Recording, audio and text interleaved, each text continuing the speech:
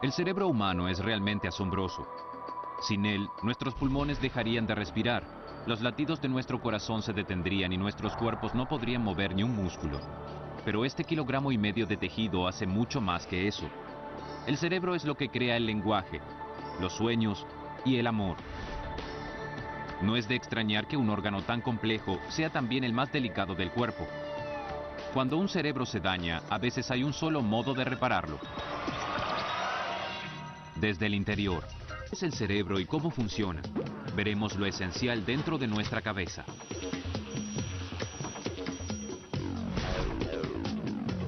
La mayoría de las funciones básicas se manejan aquí, donde el cerebro se une con la médula espinal. Se llama tronco cerebral y es el responsable del ritmo cardíaco, los reflejos y la digestión. Justo encima está el cerebelo. Es la parte del cerebro que hace que podamos caminar, correr y saltar sin caernos constantemente. Cubriendo todo esto está la corteza cerebral. Compone el 85% del cerebro humano y es una sección que reúne todo. Aquí se desarrolla la memoria, la visión y los procesos del pensamiento. Es también donde tienen lugar los primeros impulsos pasionales.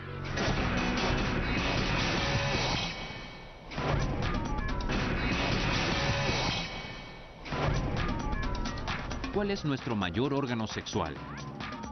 No miren hacia abajo, miren hacia arriba. Nuestro órgano más poderoso es el cerebro. Gobierna a quién deseamos, qué deseamos y mucho más. Es alto y me gusta. Creo que tiene un gran cuerpo. Siempre he admirado el trabajo de sus padres. En lo profundo de nuestro cerebro hay algo llamado el centro del placer.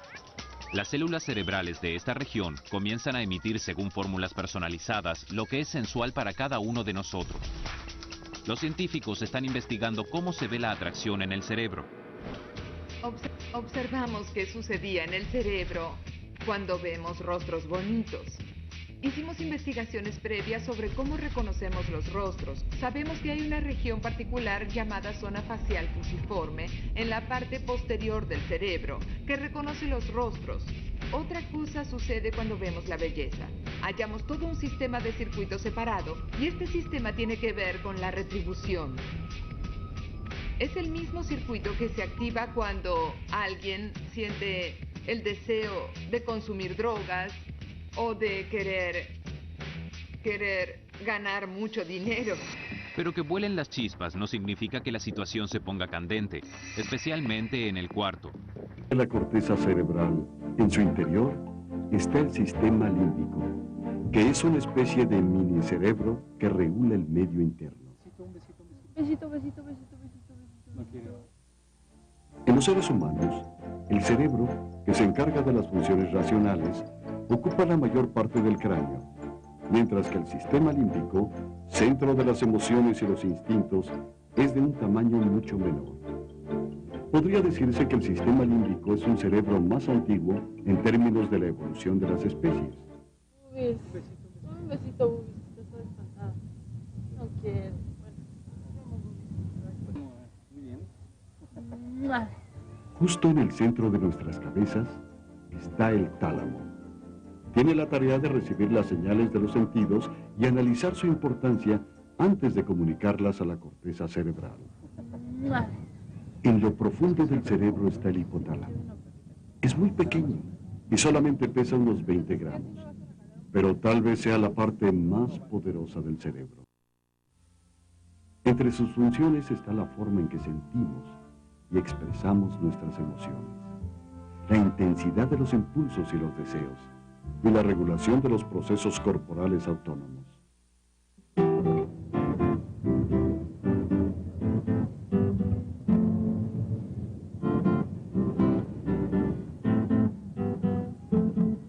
¿Perdón? No, o sea, ¿qué te pasa? Por otra parte, la amígdala cerebelosa es una especie de centro de agresión, ya que cuando se estimula provoca hostilidad y emociones coléricas, mientras que el hipocampo cumple con diversas tareas. Mal. Por ejemplo, conserva y relaciona olores, recuerdos recientes y sucesos emocionales. Además, determina si se almacenan o no los datos enviados por los sentidos. Todo esto significa que no solo pensamos, sino que también sentimos con el cerebro.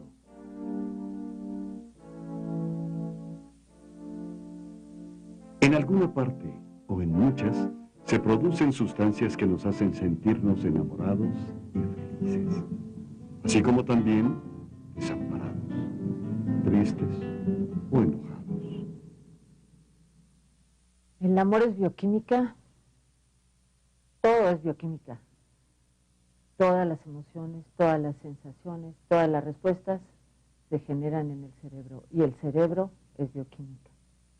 No sentimos igual en todas las partes del cuerpo.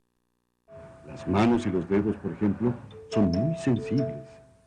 Gracias a ello, podemos apreciar el peso, tamaño, forma y textura de lo que tocamos. De igual forma, los labios y la lengua tienen mucha sensibilidad para diferenciar los alimentos y tal vez para apreciar mejor los besos. Pero, ¿cómo pensamos? Un solo pensamiento puede poner en actividad diversas partes del cerebro. Al ver una silla, se activa una región. Cuando escuchamos la palabra silla, entra en acción otra área. Y al momento de pensar en una silla, entra en funcionamiento una más. Podemos sentir el frío y el calor. Podemos tener sensaciones de alegría y tristeza. Y podemos imaginar y crear gracias a las neuronas. Los seres humanos tenemos aproximadamente 100.000 millones de neuronas. Y cada una de ellas está conectada con otras 10.000. Las neuronas son células que tienen prolongaciones llamadas axones. Algunas de estas extensiones son tan largas que van desde la médula espinal hasta los dedos de los pies. Además, las neuronas, a diferencia de las células de otros órganos, son distintas entre sí. Las neuronas tienen un medio de comunicación, un lenguaje que permite transmitir información a gran velocidad a lo largo de todo nuestro cuerpo, los impulsos eléctricos. Ante un estímulo externo, una neurona, en reposo, envía diminutos y rápidos impulsos de actividad eléctrica. Los impulsos pasan de una neurona a otra a través de un espacio que existe entre ellas. Esta región de contacto se llama sinapsis y mide solo 20 millonésimas de milímetro. Para que los impulsos eléctricos pasen por ese pequeño sitio, se libera una sustancia que se conoce con el nombre de neurotransmisor y que conduce el mensaje de una neurona a otra. Esto ocurre a nivel molecular. Las moléculas de proteína reconocen al neurotransmisor y abren un pequeño espacio en la membrana de la célula para que pase. Cabe señalar que no todas las moléculas de proteína ni los neurotransmisores son iguales. Este neurotransmisor, de una manera natural, el cerebro envía y recibe impulsos eléctricos y con base en nuestras vivencias produce sustancias que nos hacen sentir felices o infelices. A la mente también se le puede engañar. Una pastilla para dormir hace que actúen las neuronas que producen el patrón de sueño. Aunque es un mensaje artificial y falso, funciona y la persona se duerme. De la misma forma, un antidepresivo o un tranquilizante activa determinado tipo de neuronas, con lo que se obtiene una conducta inducida. Muchos medicamentos cumplen esa función y se utilizan cuando el cerebro no es capaz de mantener sus comunicaciones en perfecto estado.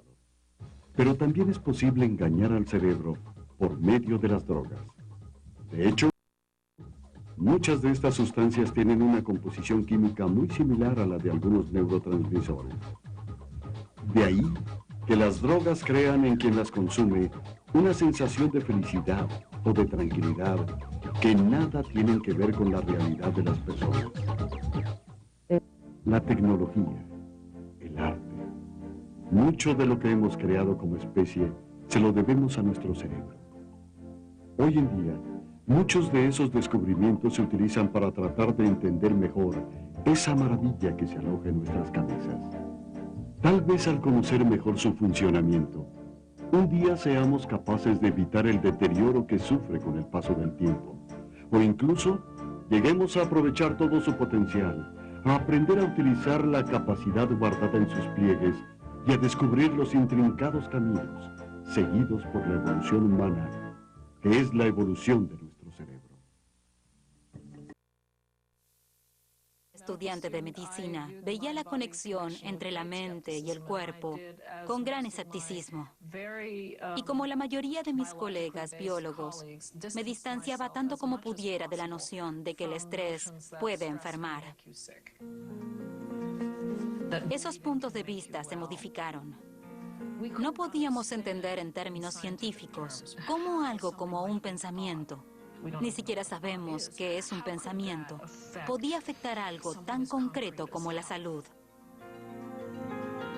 Hablemos sobre prejuicios. Yo tenía prejuicios acerca de esto. No lo creía. No estaba dentro de la estructura en que solía pensar el universo. Escucha sus voces que te hablan. Escucha sus risas. A medida que comencé a investigar, me involucré mucho con algunas de estas técnicas y recuerdo la reacción de muchos colegas de Duke.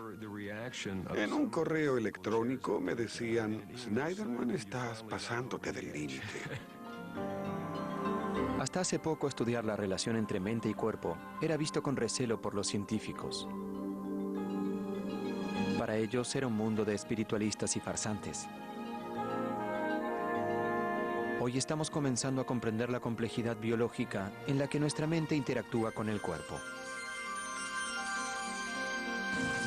Y resultó que las abuelas tenían razón. Y ahora comprendemos por qué y cómo cosas tan efímeras como un pensamiento, el estrés, una creencia, pueden provocar una enfermedad o ayudar a sanarte. Ahora comprendemos que hay una compleja conexión bioquímica entre el estrés, el sistema inmunológico y la enfermedad. Cuando estamos estresados, el cerebro libera químicos que viajan a través del sistema sanguíneo y activan las glándulas suprarrenales. Las glándulas suprarrenales bombardean al cuerpo con algunas de las más potentes hormonas, adrenalina y cortisol. Ambas nos dan un empujón de energía, muy útil para la supervivencia. Pero cuando el estrés es continuo e incesante, el cortisol continúa siendo liberado al sistema circulatorio. Uno de los efectos colaterales del cortisol es que suprime la actividad del sistema inmunológico, dejándonos vulnerables ante cualquier infección o enfermedad. Cuando más bajo es el estrés, menor es el riesgo de infección. ¿Está bien? Bien.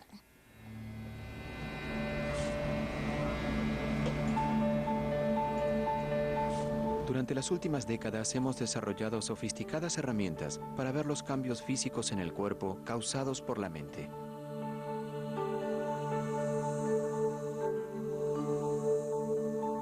Irónicamente, los descubrimientos experimentales modernos nos han llevado a la antigua idea de que las emociones están indivisiblemente conectadas con nuestra salud física. Hay muchas pistas de que la mente tiene consecuencias sobre todos los rincones del cuerpo. Los nervios unen la mente con el corazón, el sistema inmunológico, el sistema digestivo y directa o indirectamente con cada célula del cuerpo. Con imagen neuronal y del cerebro, con la biología molecular, la biología celular, la fisiología, podemos unir todas las piezas del rompecabezas, algo que no podíamos hacer hace unas pocas décadas atrás.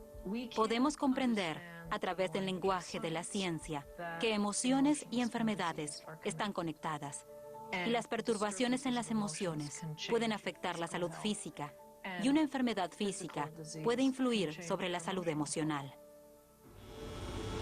Hoy, el gobierno federal, a través del Instituto Nacional de Salud, está dando un apoyo sustancial a las investigaciones mente-cuerpo. Hola, Glazer. El matrimonio de Janice y Ronald Glazer ha realizado una serie de dramáticos experimentos para demostrar el efecto de las emociones en nuestra salud. Su trabajo de campo, financiado por el INS, estudia la cicatrización de heridas. Oliver Wendell Holmes, en 1860, observó que las heridas de los soldados que habían resultado victoriosos cicatrizaban con mucha más rapidez que las de aquellos que habían sido vencidos. Ese era un maravilloso ejemplo de qué poderosa puede